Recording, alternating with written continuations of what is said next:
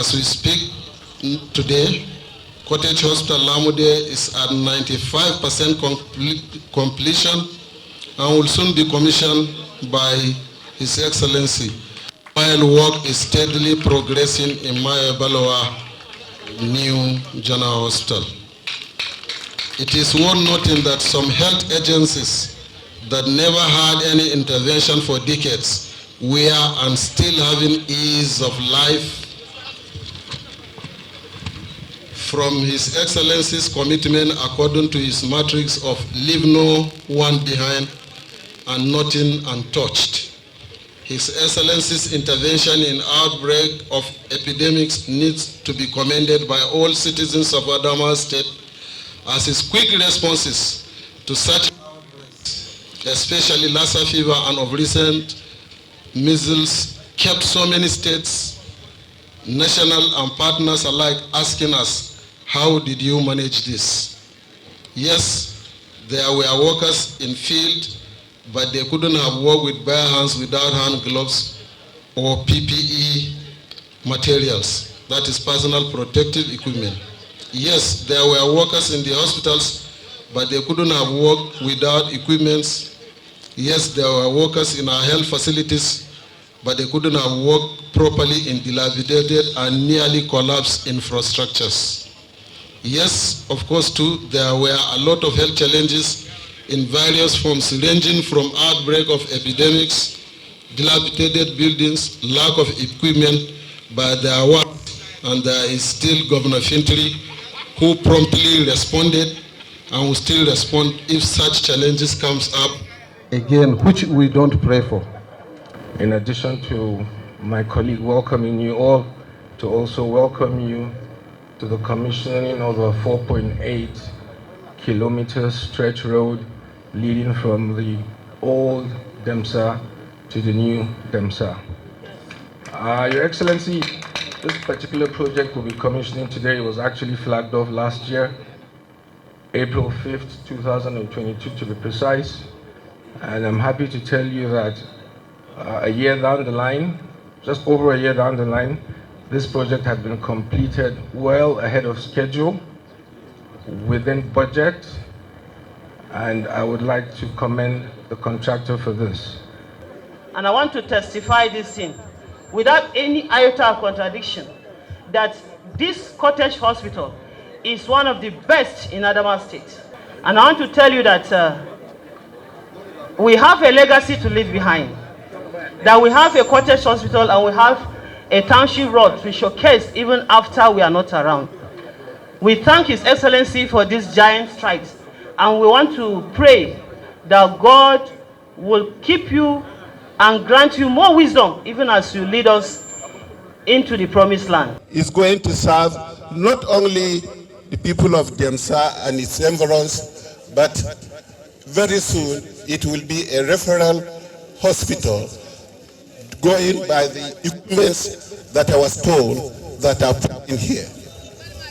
So we expect to see that this particular place covers a larger area of our inhabitants who will be coming here on health grounds. It is with immense pleasure and deep sense of accomplishment that I stand before you today on this historic occasion, the commissioning of the Cottage Hospital Demsa.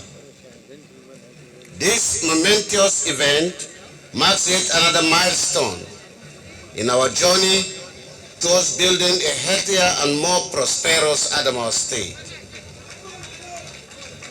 Before I delve into the significance of this occasion, let me take a moment to reflect on the broader achievement we have made in the health sector. The Adamawa State Ministry of Health and Human Services, a cornerstone institution in our state, has undergone a remarkable transformation in recent years. Guided by our Strategic Development Plan, SSHDP2, we have worked tirelessly to modernize and revitalize our health services, making them more patient-centered accessible, efficient, and affordable.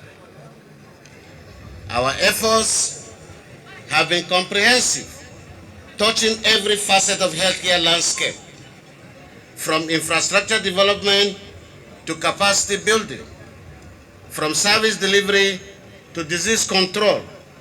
We have left no stone unturned in our quest to ensure the well-being of our people. In the primary health sector, we have expanded access to essential services by constructing new health posts in hard-to-reach communities and renovating existing facilities.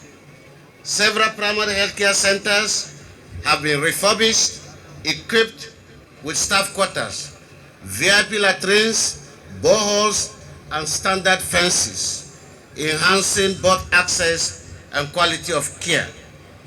Furthermore, in alignment with national health policies, we have embarked on an ambitious program to establish cottage hospitals in each of our local government areas.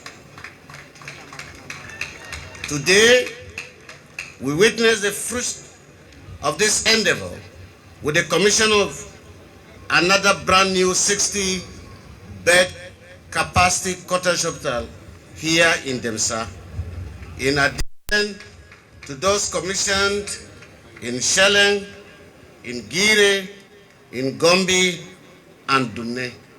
That of Lamurde will soon be commissioned, and I make a vow and committed to finishing the cottage hospital in Mayobalwa. These facilities,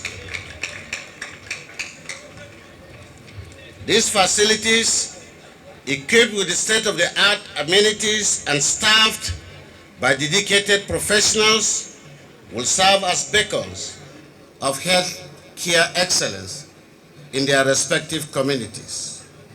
Still on infrastructure development, we have constructed world-class standard public health laboratory and dialysis center in Specialist Hospital Yola. This has gone a long way towards improving our capacity to respond to all public health issues in line with the global best practice. Our commitment to healthcare extends beyond infrastructure.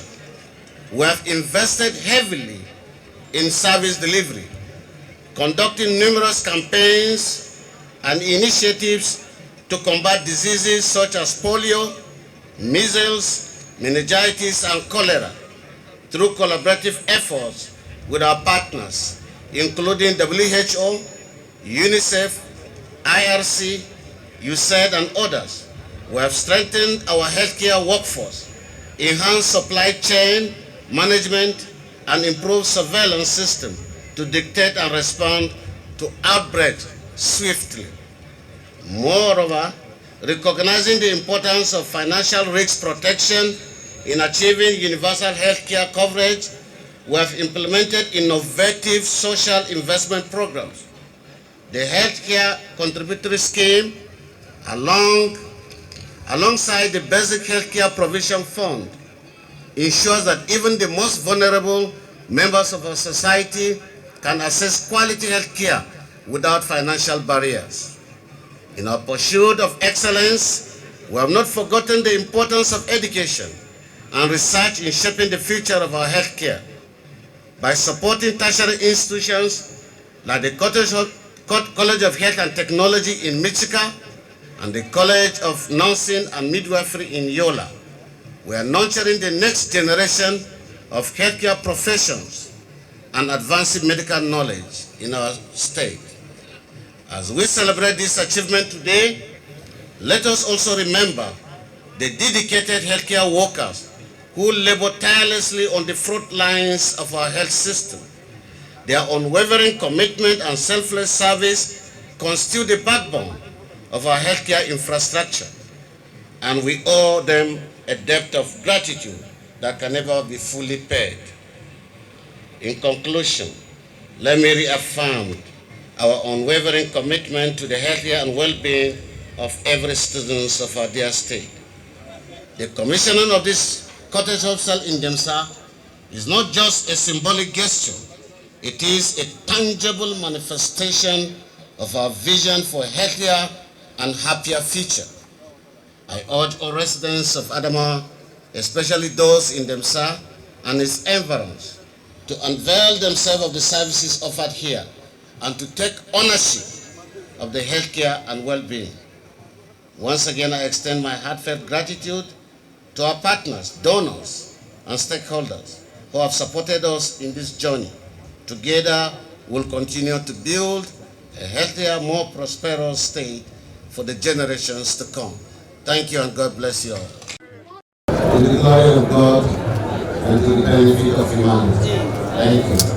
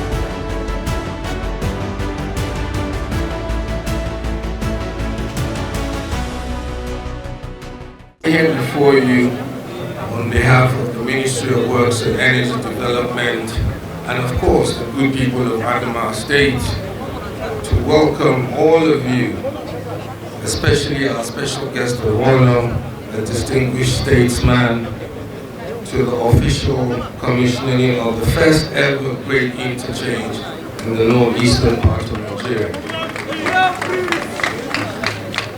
Your Excellencies, distinguished guests, the commission of this monumental, symbolic, legacy signature project today not only makes the urban renewal campaign of this administration a reality, but also proves that with the right mindset, political will, and unwavering determination, nothing can prevent us from actualizing the Adamawa state of our dreams. We thank you for coming here to grace this occasion and to commission this project. I said to a friend of mine that somebody who has not visited Adamawa in the last few years would certainly be baffled when he lands here in Adamawa and rising to the town. Yola, the capital of Adamawa State, today has become like a small capital of some of these banana republics we have around us. Apita kuna shiga zagwa mun gode. Of Numan local government area, Mbaya dancers of my. Your Excellencies, distinguished guests, ladies and gentlemen, for want of time we cannot continue. Your Excellencies, distinguished guests, ladies and gentlemen, I welcome you wholeheartedly to the commissioning of one of our signature projects in the urban renewal campaign. For those of us conversant with this location in the capital, it is truly gratifying to know that the old police roundabout has been supplemented by the overhead bridge and the great interchange with an underpass, a more befitting edifice and the first of its kind in this part of the country. This is a project with a short but interesting story. Like most of our projects, when we did the groundbreaking ceremony, skeptics went wild with their usual doubts. It cannot be done. Someone had the guts to tell me that I was digging a hole or a pit at the center of the city without the knowledge of how I'm going to fill it. To the glory of God, today it is not only done, but done excellently and on record time. This is perhaps the fastest delivered project of its kind in this part of the world. To those skeptics who doubted its completion, I invite you to enjoy what only vision, courage, and commitment can accomplish. The significance of a project of this nature in the heart of a city like Yola cannot be overemphasized. When it became evident that the project was coming into fruition, pessimists changed their message of campaign, of calumny, to it is not a priority now, because the traffic situation in Yola is not yet as overbearing as to warrant the necessity for an overhead bridge. And I ask, what is a priority? If not now, then when? If not done by us, then by who?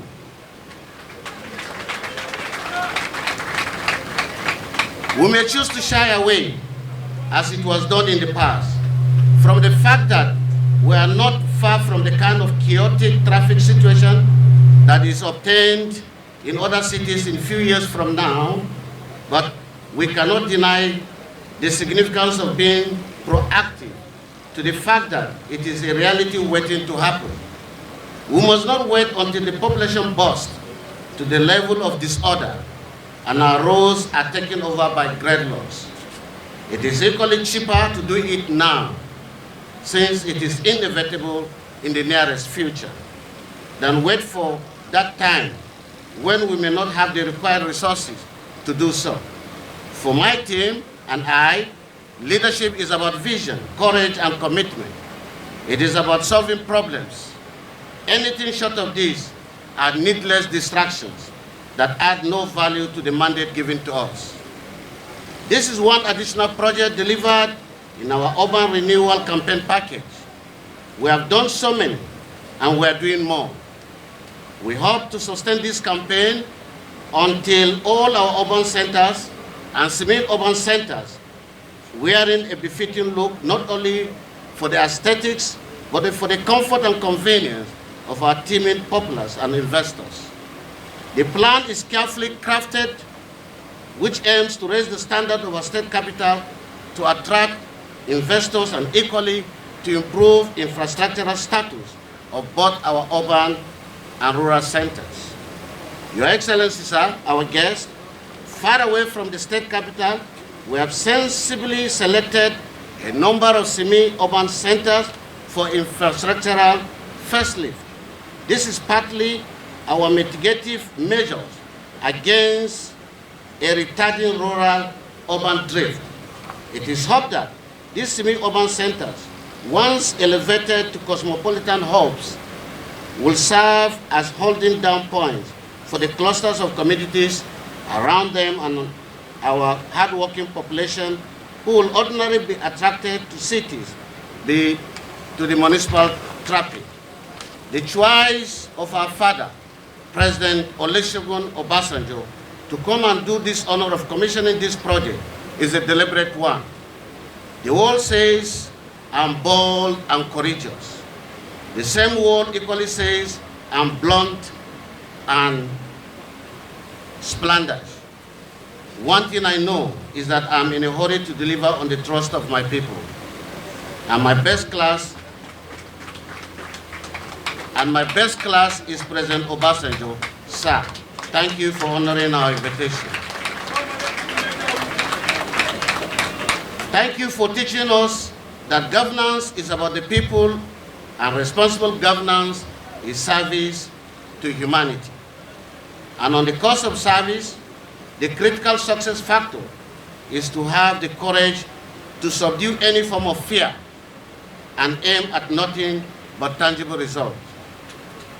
Your Excellency, sir, distinguished guests, projects of this nature are landmark signatures for every city, for urban planning purpose and municipal identification.